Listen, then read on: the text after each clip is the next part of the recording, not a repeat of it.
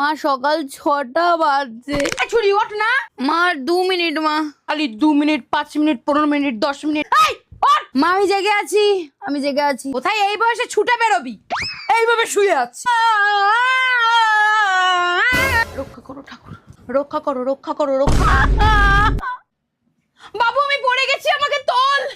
বাবু ওঠ। উঠবি না না?